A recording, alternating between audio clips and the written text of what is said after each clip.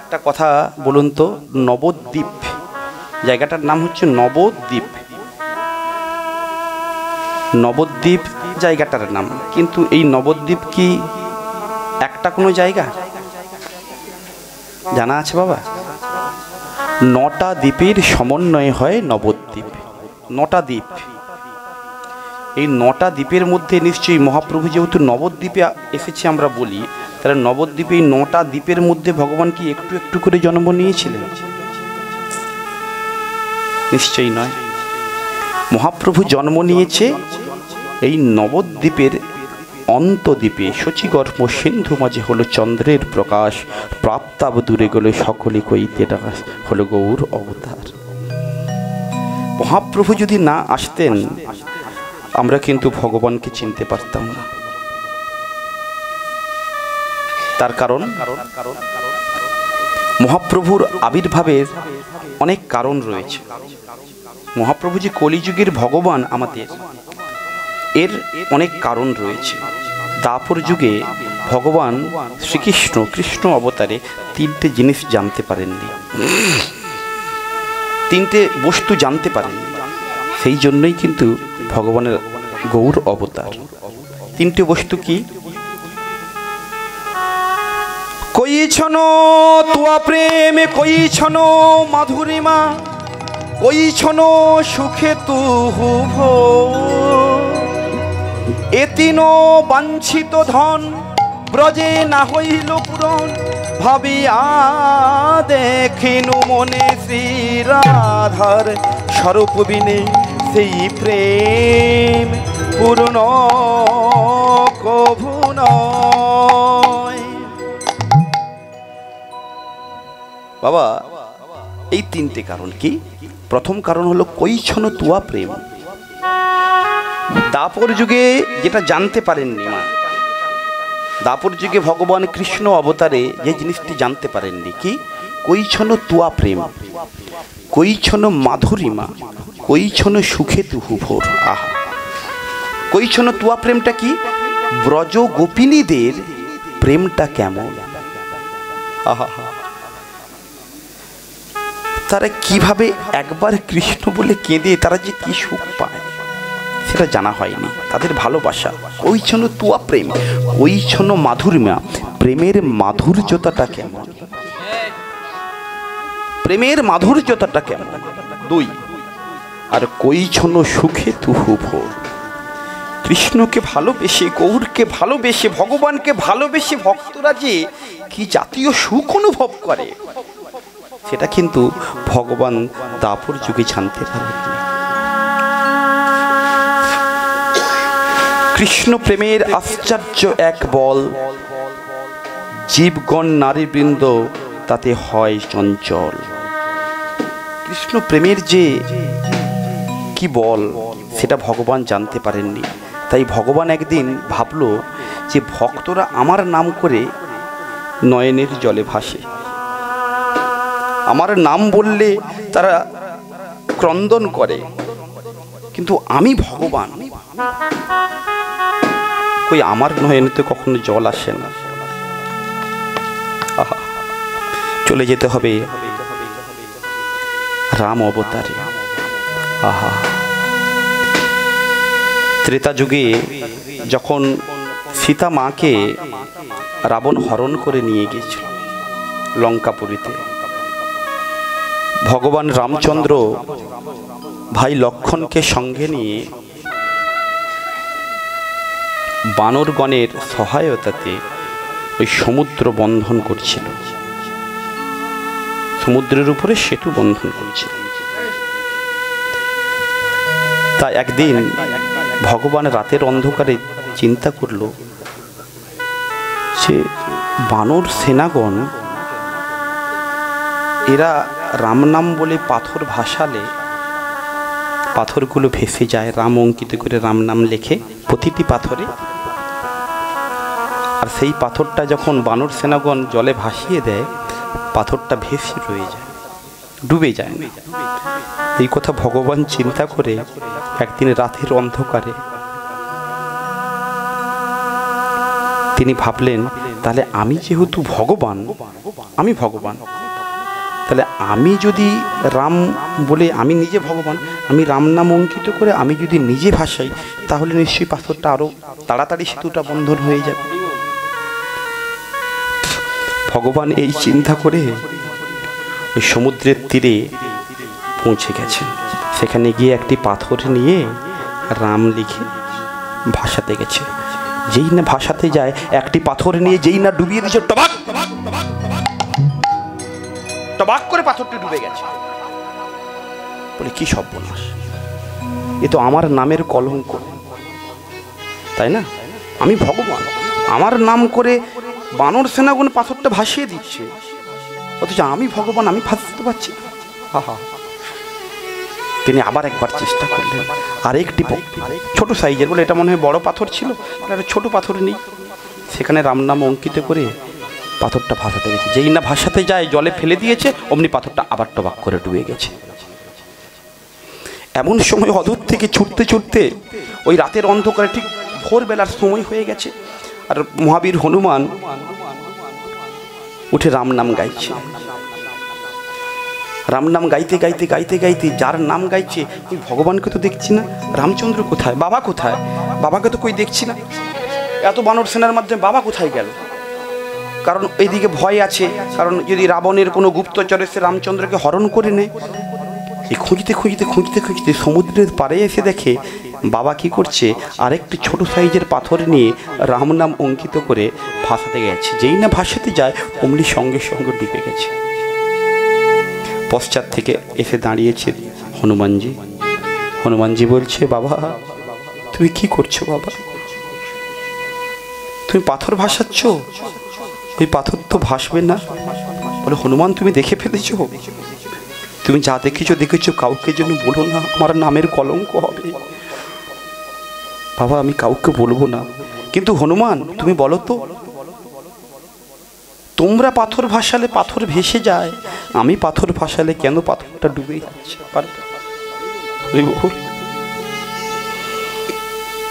হনুমান বলছে, বাবা তুমি তো জানো না বাবা, আমরা হলাম তোমার ভক্ত, আমরা তোমার ভক্ত। আমরা যখন পাথরে রাম নাম অঙ্কিত করি, সেই রাম নাম অঙ্কিতের সঙ্গে আমাদের নয়নের জল সেই নামের উপরে পড়ে। আমাদের নয়নের জলটা ওই রাম নাম অঙ্কিত করার লেখার উপরে আমাদের নয়ন জলটা যখন পড়ে, তখন পাথর আর ভারী থাকে না, পাথর হয়ে যায় হালকা। তোমার নামের সঙ্গে আমাদের নয়নের জল যদি না মিশ্রিত হয়, তাহলে তো বাবা পাথর ভাসানো যাবে না। হনুমান তোমরাই হলো ভক্ত, তাই আমি আজকে প্রতিজ্ঞাবদ্ধ হলাম, তোমরা যেমন ভক্ত হয়ে আমার নামে কেঁদে এই পাথর ভাসিয়ে দিলে, আজকে সীতাকে উদ্ধার করার জন্য তোমরা যা সহায়তা করেছো, আমিও আগত কলিযুগে হব গৌর অবতার, আমিও ভক্ত হব, ভক্ত ভাব অঙ্গীকার করে আমি অবতার হব। অবতার হয়ে এই জগৎ জীবের মাঝে আমি নিজে কাঁদবো এবং জগৎ জীবকে কাঁদাবো, আর বলবো তোমরা সকলে বলো হরি বল, হরি বল, হরি বল, হরি বল। আমি নিজে কাঁদবো আর সকলকে কাঁদাবো।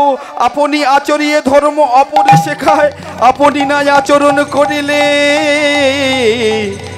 অপরে শেখানো না যায়।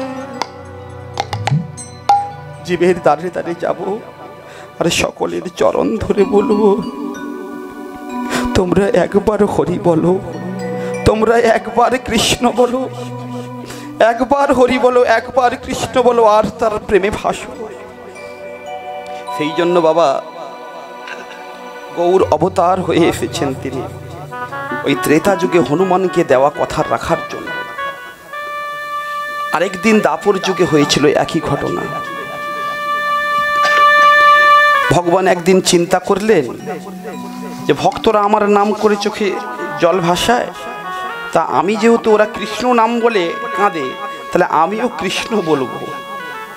আমিও কৃষ্ণ বলবো, তাহলে আমার নয়নে চোখে জল আসবে। নিশ্চয়ই কৃষ্ণ নামের ভেতরে কিছু একটা রস আছে বাবা।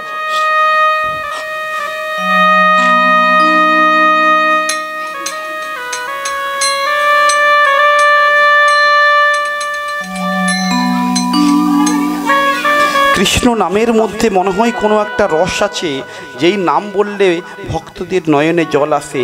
এই কথা চিন্তা করে ভগবান কি করলেন, নিজে কৃষ্ণ কৃষ্ণ নাম উচ্চারণ করছে আর বৃন্দাবনের পথে পথে হেঁটে হেঁটে বেড়াচ্ছে। খুব আশ্চর্য এক ঘটনা। আচ্ছা মায়েরা, একটা কথা ভেবে দেখুন তো, আপনাদের বাড়ির কোনো ছেলে, তার নাম রেখেছেন কৃষ্ণ বা গৌর, তাহলে সেই তাকে যদি আপনি ডাকেন, আপনার নয়নে কি জল আসবে? বা আপনার নাম কৃষ্ণ, আপনি যদি কৃষ্ণ কৃষ্ণ বারবার জপেন, আপনার নয়নে জল আসবে? আসবে না। তা ভগবান এমন অদ্ভুত এক কাণ্ড করলেন যে আমি যেহেতু কৃষ্ণ, আমি কৃষ্ণ কৃষ্ণ বলবো আর জীবের পথে পথে আমি ঘুরে বেড়াবো। তো ঘুরে ঘুরে দেখলো মাঝে মাঝে এই কৃষ্ণ কৃষ্ণ বলছে আর নয়নে হাত দিয়ে দেখছে, কই জল এলে না তো।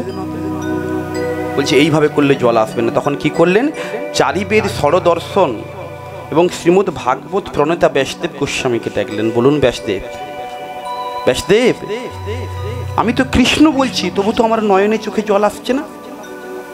বলছে এইভাবে করলে জল আসবে না, তোমাকে যদি জল আনতে হয়, তোমাকে ভক্ত চরণ ধুলি, ভক্ত পদ ধুলি অঙ্গে লেপন করতে হবে। হরিবল হরিবল। ভক্ত চরণ ধুলির যে কি জোর, সেটা তুমি তখনই বুঝতে পারবে। এই কথা বলে বৃন্দাবনের পথে পথে পথে পথে ভগবান কৃষ্ণ ঘুরে ঘুরে ঘুরে বেড়াচ্ছেন আর জীবের দ্বারে দ্বারে গিয়ে বলে যে তোমার একটু চরণ ধুলি আমায় দাও না গো। যেখানেই ভক্ত দেখে বলে তোমার একটু চরণ ধুলি আমাকে দাও না। করজোড়ে করে বলছে, তুমি হলে দ্বারকাধীশ, তুমি রাজা মহারাজা, তোমাকে আমরা চরণধুলি দিতে পারবো না। কেউ চরণধুলি দিলেন না, কেউ। আচ্ছা বাবা, আপনিই বলুন, আপনাকে যদি বলা হয়, হঠাৎ করে ভগবান এসে বলল যে আমাকে তোমার চরণধুলি দাও, আপনি চরণধুলি দিতে পারবেন ভগবানের অঙ্গে? এই তো ভগবানের মূর্তিও রয়েছে, আপনি নিজের চরণধুলি নিয়ে ভগবানের অঙ্গে দিতে পারবেন? এঁঠো ফল খাওয়াতে পারবেন? পারবেন না। আর দাপর যুগেও একই ঘটনা হয়েছিল। যত ভক্তগণ আছেন, যত গোপিনীগণ আছে, কেউ দিতে রাজি হচ্ছে না, যে ভগবানের অঙ্গে কি চরণধুলি দেবে। এই কথা যখন চিন্তা করছে, নয়নে তো ভক্তি আসছে না। ভক্তির আশ্চর্য এক শক্তি, ভক্তির যে প্রখর শক্তি, সেটা যদি অনুভব করতে হয়, এই ভক্ত চরণধুলিতে রয়েছে। ভগবান কি করলেন, জীবের দ্বারে দ্বারে, প্রত্যেকের দ্বারে দ্বারে ঘুরতে ঘুরতে ঘুরতে ঘুরতে ঘুরতে ঘুরতে পঞ্চ পাণ্ডবের দ্বারে এসে পৌঁছেছে। পঞ্চ পাণ্ডবের দ্বারে এসে দেখলো যে ভেতর থেকে দরজাটা লাগানো, ছিটকিনি লাগানো, আর বাইরে রয়েছে দ্রৌপদীর চরণ পাদুকা যুগল। ভগবান আর কাল বিলম্ব না করে যেই না সঙ্গে সঙ্গে ওই দ্রৌপদীর চরণ পাদুকা যুগল নিজের মস্তকে তুলে নিয়েছে। ওই ভক্ত চরণ ধুলি যেই না অঙ্গে লেগেছে, ও অমনি সঙ্গে সঙ্গে নয়ন কমল থেকে বদন কমল, বদন কমল থেকে বক্ষ কমল, বক্ষ কমল থেকে নাভি কমল, নাভি কমল থেকে যখন চরণ কমল গেল, চরণ কমল থেকে মাটি কাদা হয়ে যাচ্ছে নয়নের জলে। আর ভগবান কৃষ্ণ কি করেছে, ওই চরণ তলে যে জল পড়ে আছে, নিজের নয়নের জল মাটিতে গড়াগড়ি খাচ্ছে আর কাঁদছে। ওই চরণ ধুলিতে গড়াগড়ি কাঁদছে। আর এমন সময় দ্রৌপদী কি করেছে, দরজাটা খুলে দিয়েছে ধাক্কা দিয়ে। প্রভু, এ কি করছে? মাধব, তুমি আমার চরণ পাদুকা যুগল বক্ষে চেপে ধরেছ, তোমার ভয় করছে না? তুমি কেন আমার চরণ পাদুকা যুগল নিজের অঙ্গে নিয়েছো? দ্রৌপদী, আমায় তুমি বারণ করো না। আমাকে ব্যাসদেব বলেছেন, যদি চরণ ধুলি যদি আমি অঙ্গে লেপন করতে পারি, তাহলেই আমার মধ্যে ভক্তি, আমার নয়নে জল আসবে। সেই কারণেই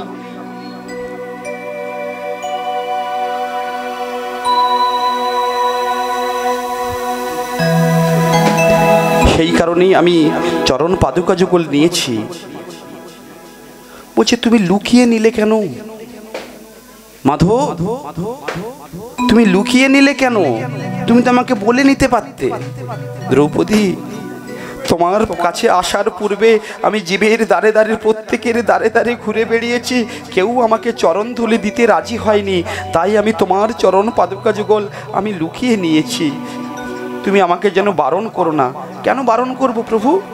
তুমি আমাকে চাইলেই আমি তোমাকে দিতাম। তুমি যদি আমাকে চাইতে আমি তোমাকে অবশ্যই দিতাম।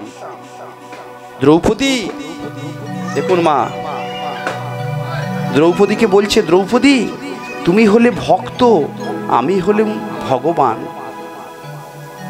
তা তোমার চরণ ধুলি আমার অঙ্গে দেবে, তোমার ভয় করতো না?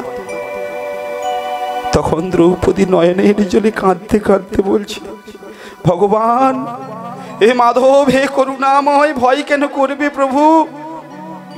শিশুকাল থেকে যৌবন অবধি এই দেহ মন প্রাণ আমার যা কিছু সম্পদ ছিল আমি সব তোমার চরণে অর্পণ করে দিয়েছি। এই দেহটা যদি তোমার হয়, চরণ পাদুকা কি আমার? চরণটা কি আমার? তোমার চরণের ধুলি তুমি নিয়েছো, তাতে আমার ভয় পাওয়ার কি আছে?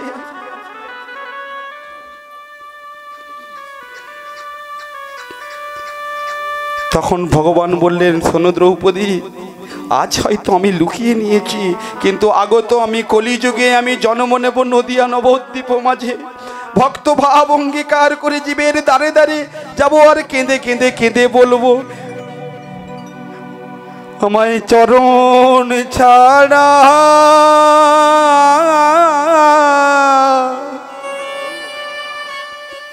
চরণ ছাড়া করো না, না গো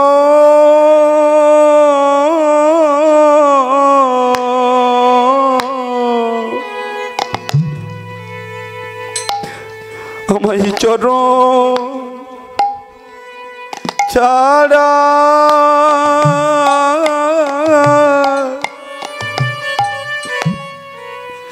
করো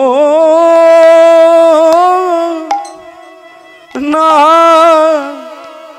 না গো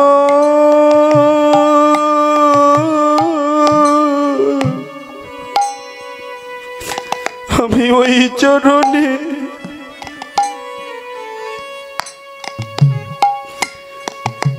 শরণ নিলাম,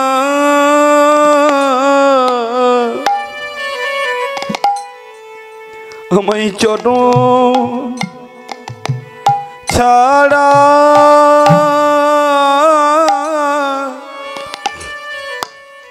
কোনো না, না গো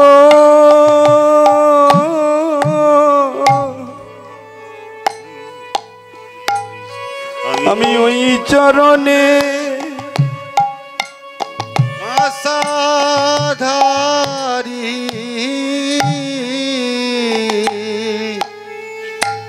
আমায় চরণ ছাড়া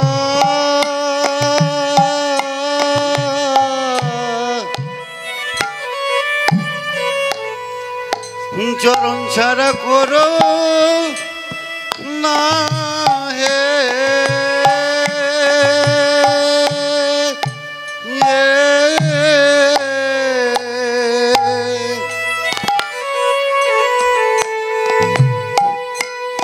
আমার চরণ ছাড়া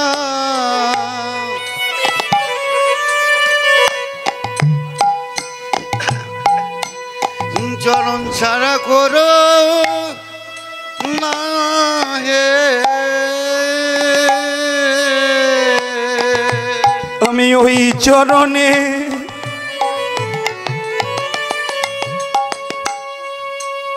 সব সপিলাম,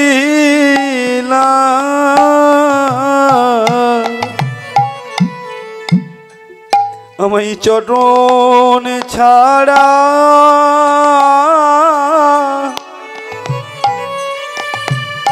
করো না, না গো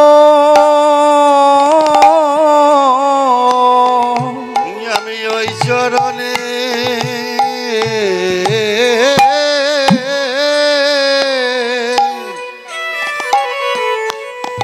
ওই চরণে সব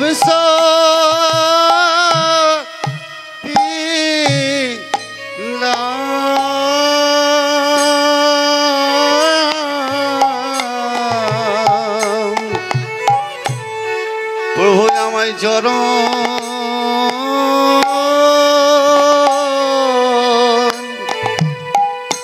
চরণ ছাড়া করা না হে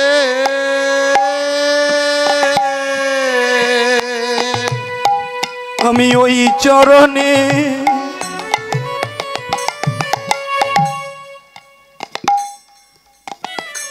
সব সপিলাম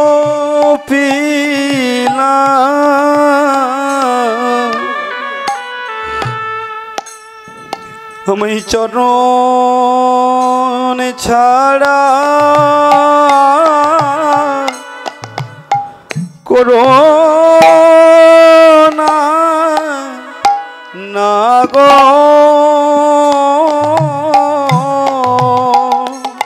আমি ওই চরণে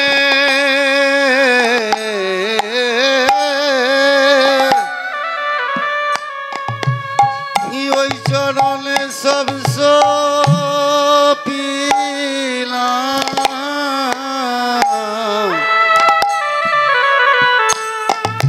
প্রভু আমায় চরণ ছাড়া চরণ ছাড়া করো না হে আমি ওই চরণে সব সপিলাম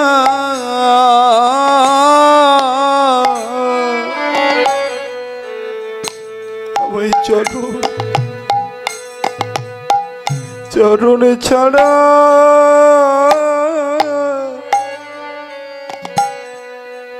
করো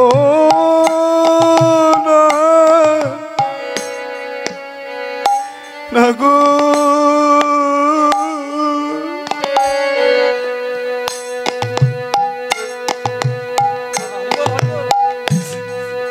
আমি ওই চরণ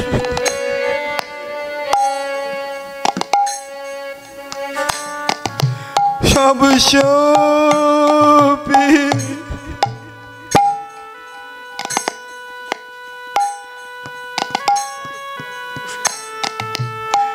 ওই চরণ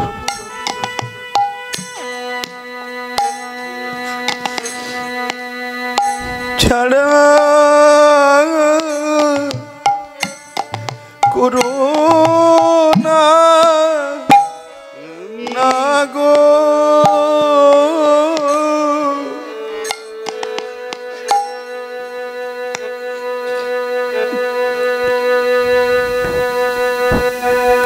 গৌর করে এলেন নদিয়া নবদ্বীপ মাঝে, নিজে কাঁদলেন আর জীবের মাঝে জীবকে কাঁদালেন।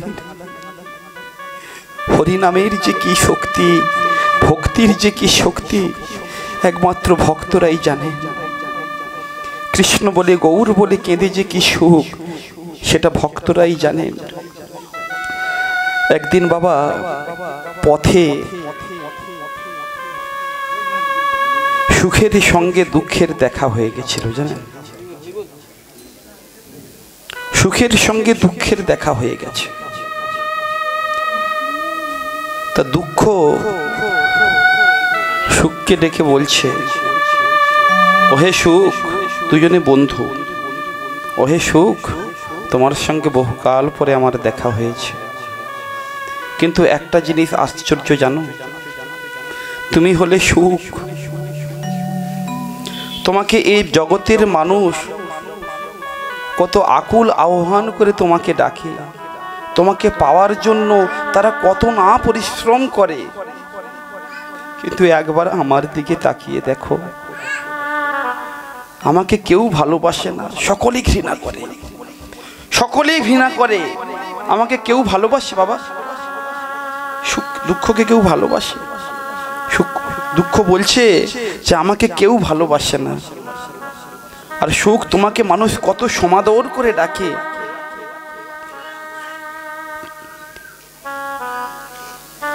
তখন সুখ বলছে, শোনো দুঃখ, আমাকে হয়তো সকলে, এই জীবের, এই জগতের মানুষ সকলে আমাকে ভালোবাসে ঠিকই, কিন্তু ভাগ্যবান হলে তুমি। আমি যার জীবনে যাই তার অর্থ সম্পদের কোনো অভাব থাকে না, সে সমৃদ্ধ হয়। কিন্তু সাথে সাথে কি হয় জানো? যার জন্য আমি তার বাড়িতে গেলাম, তাকে সমৃদ্ধ করলাম, সেই ভগবানের মূর্তিটাও নামিয়ে দেয়। যেখানে যখন কুঁড়ে ঘর থাকে, আমি তার বাড়িতে যাওয়ার পরে তার 5 তলা বিল্ডিং হয়, কিন্তু সেখানে কি হয় জানো? পরম আরাধ্য ভগবান কৃষ্ণের ছবিটা নামিয়ে সেখানে একটা বড় অ্যালসেশিয়ান কুকুরের ছবি লাগিয়ে দেওয়া হয়, আর গেটের দ্বারে লিখে দেওয়া হয়, কুকুর হইতে সাবধান। বাবা, আপনারা ঢাকা চত্বরের মানুষ, ঢাকা এলাকার মানুষ, এখানে অনেক টাউন শহরে অনেক বড় বড় বিল্ডিং আছে, দেখবেন সেই গেটের ধারে কিন্তু লেখা থাকে কুকুর হইতে সাবধান। ভগবান হইতে সাবধান নয়, ভগবানের উপরে বিশ্বাস নয়, কুকুরকে বিশ্বাস। দুঃখ, তুমি ভাগ্যবান, তুমি যার বাড়িতে যাও, তুমি যার বাড়িতে থাকো, তার বাড়িতে অন্তত কিছু না হোক ভগবানের সেবাটা নিয়ম মতো হয়। একবার দিন শেষে হা গৌরাঙ্গ হা কৃষ্ণ বলে একবার তার নয়নের জল ফেলে, তাহলে এটার দ্বারা আমরা জানতে পারলাম মানুষের বিষয় যত বাড়ে, মানুষের অহংকার তত বাড়ে, মানুষ গোবিন্দ ভুলে যায়। বিষয়ের সঙ্গে মানুষের অহংকার বাড়ে, মানুষ গোবিন্দ ভুলে যায়, এটা মানুষের একটা স্বভাব বটে। সেই জন্য বাবা, আপনারা সকলে জানেন, তবু একটু ছোট্ট করে বলি, কুরুক্ষেত্রের যুদ্ধ 18 দিন হয়েছিল। এই 18 দিন যুদ্ধের পরে ভগবান কৃষ্ণ তার আপন পিসিমা কুন্তিকে বলে যাচ্ছে, পিসিমা এবার তাহলে আমি যাই। তখন কুন্তি করজোড়ে বলছে, বাবা কৃষ্ণ, এর আগে তুই এতদিন যখন আমার কাছে ছিলিস, কোনো কর্মে গেলে তুই বলতিস যে পিসিমা আমি আসি, কিন্তু আজ যখন তুই বলছিস যাই, তাহলে বুঝি আর তুই কখনো আমার কাছে ফিরে আসবি না।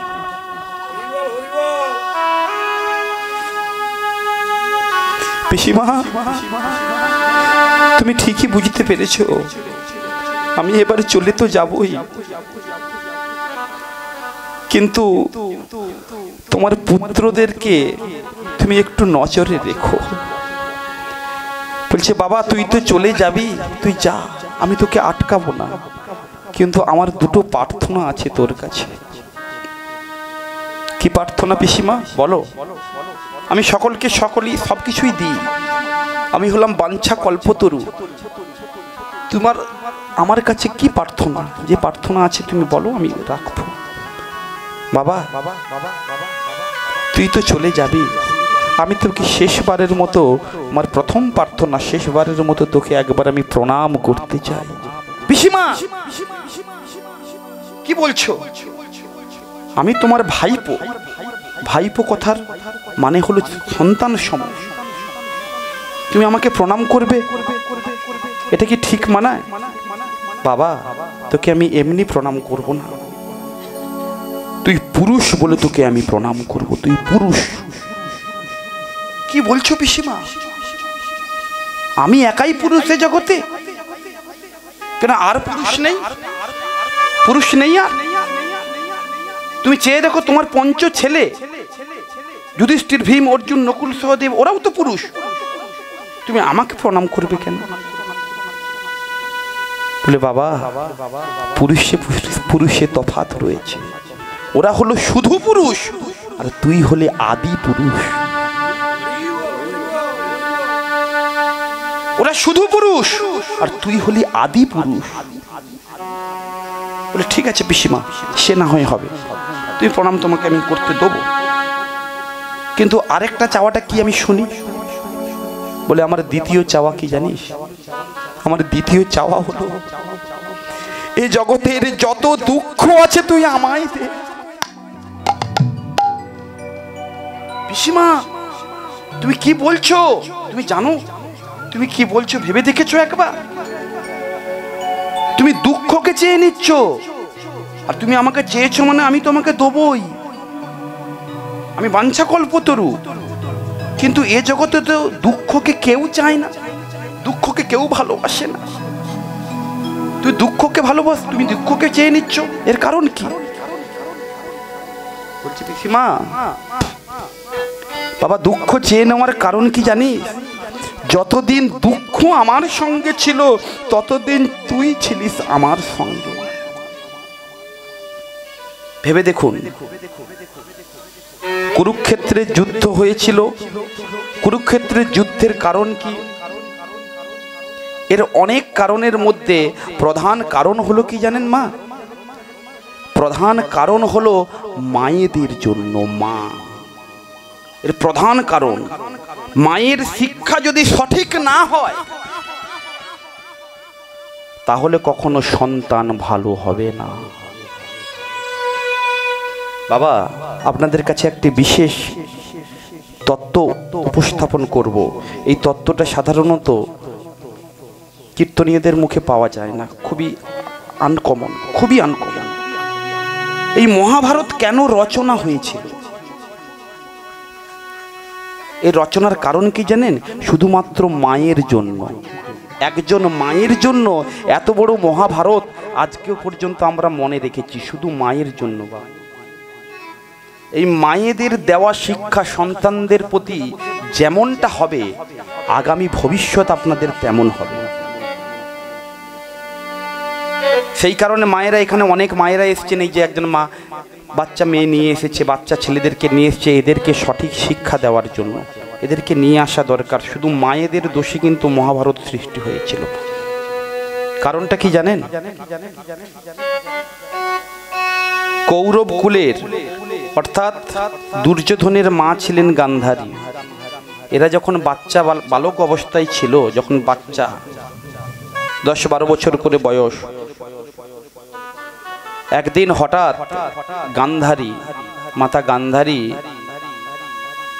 তার বড় ছেলে দুর্যোধনকে ডেকে বললে, এই দুর্যোধন তুই যা, চলে যা, গিয়ে ভীমের সঙ্গে দুর্যোধনের একটা ছোটবেলা থেকেই লড়াই লেগেছিল। কিন্তু মায়ের যদি শিক্ষাটা বাবা সঠিক হয় তাহলে কিন্তু এই লড়াইটা সেখানেই থেমে যেত। মা কি বললো জানেন? দুর্যোধনকে ডেকে, এই দুর্যোধন ভীমকে গিয়ে বলে আয় তোর তো বাপের ঠিক নেই। দেখুন ছোট্ট একটি কথা, এটার জন্যই কিন্তু মহাভারত। মা বলে দিল, যা চলে যা, ভীমকে গিয়ে বল তোর বাবার ঠিক নেই, তুই পবন পুত্র। আর সেও তো বালক। দুর্যোধন গিয়ে ভীমকে গিয়ে বলেছে, এই ভীম তোর বাবার ঠিক নেই, তুই কি আমার সঙ্গে যুদ্ধ করবি? তুই কি আমার সঙ্গে পাঙ্গা নিবি? তোর বাবার ঠিক নেই, তুই পবন পুত্র।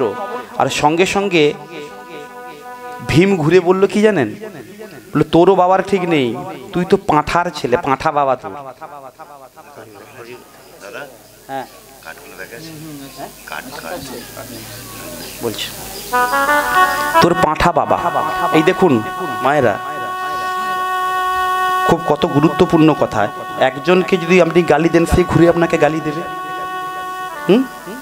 তা গান্ধারী যদি দুর্যোধনকে না বলতো, তাহলে দুর্যোধন গিয়ে ভীমকে গিয়ে বলে না যে তোর বাবার ঠিক নেই, আর সঙ্গে সঙ্গে ভীম বলে না যে তোর পাঁঠা বাবা। কি আমার পাঁঠা বাবা?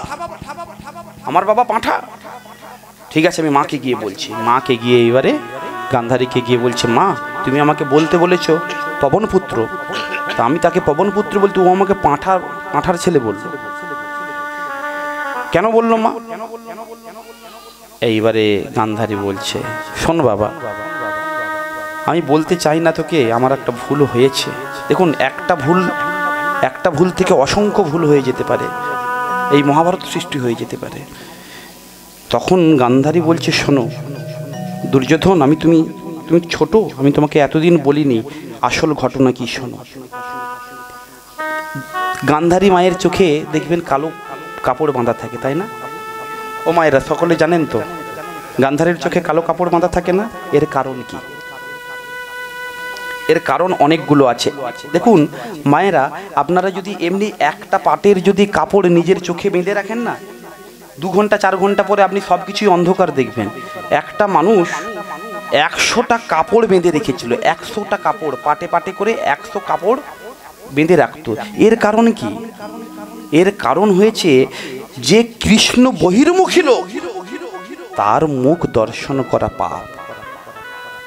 আর ধৃতরাষ্ট্র ছিল অন্ধ হলেও এ কৃষ্ণ বহির্মুখী, তাহলে এর মুখ যদি আমি দর্শন করি তাহলে আমারও সেই পাপ গায়ে লাগবে।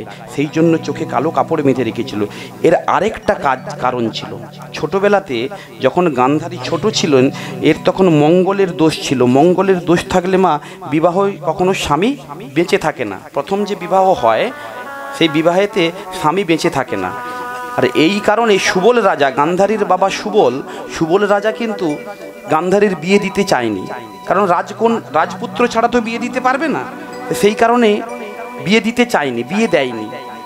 এমন সময় একদিন নারদ মুনি সুবল রাজার দরবারে এসে বলছে যে মহারাজ প্রণাম, আপনার এত সুন্দর সুশীলা, এত সুন্দরী একজন কন্যা থাকতে আপনি বিয়ে দিচ্ছেন না, এর কারণ কি? বলছে বিয়ে কি দেবো, আমি ইচ্ছা করে সাধে বিয়ে দিচ্ছি না। আমার মেয়ের একটি দোষ আছে, আমার মেয়ে বিয়ের সময় যে পুরুষের দিকে তাকিয়ে শুভ দৃষ্টি করবে তৎক্ষণাৎ সেই স্বামী মারা যাবে। তাহলে এই কথা জানার পরে আমার মেয়েকে কেউ বিয়ে করবে? কেউ বিয়ে করবে না। এই কথা যখন বলল তখন নারদ মুনি একটা সলিউশন দিল যে শোনো, একটা কাজ করো, গান্ধারীর সঙ্গে প্রথমে একটি পাঁঠার বিয়ে দাও, আর পাঁঠার সঙ্গে যখন শুভদৃষ্টি হবে ওই পাঁঠাটা তৎক্ষণাৎ মারা যাবে, তাহলে দোষটা কেটে যাবে। তারপরে আমি একজন ভালো পাত্রের সন্ধান দিচ্ছি, যে হলো হস্তিনাপুরের রাজা, যার নাম হলো সম্রাট ধৃতরাষ্ট্রের সঙ্গে তুমি বিয়ে দেবে। এই কথাটা যেই না বলেছে সেইভাবে বিয়ে সম্পূর্ণ হয়েছে। ধৃতরাষ্ট্রকে বিয়ে করে হস্তিনাপুরে এসেছে। কিন্তু এই কথাটা যখন বাচ্চা ছেলের মাথায় কি এত বুদ্ধি আছে? সে তখন চিন্তা করলো, বাবা আমার মায়ের সঙ্গে পাঁঠার বিয়ে দেওয়া, এই কথা চিন্তা করে সে একদিন কি করলো, বাচ্চা অবস্থাতেই ওই নিজের মামার বাড়িতে নিমন্ত্রণ পত্র পাঠিয়েছে যে হস্তিনাপুরে আসার জন্য। আর তাদেরকে নিমন্ত্রণ পত্র যখন পাঠিয়েছে, এই সুবল রাজার কিন্তু ছিল 100 জন পুত্র, যার মধ্যে জ্যেষ্ঠ পুত্র হলো মামা শকুনি। আর 99 জন ভ্রাতাকে নিয়ে সুবল রাজা ঘোড়ার পিঠে চড়ে ওরা হস্তিনাপুরের দিকে আসছে।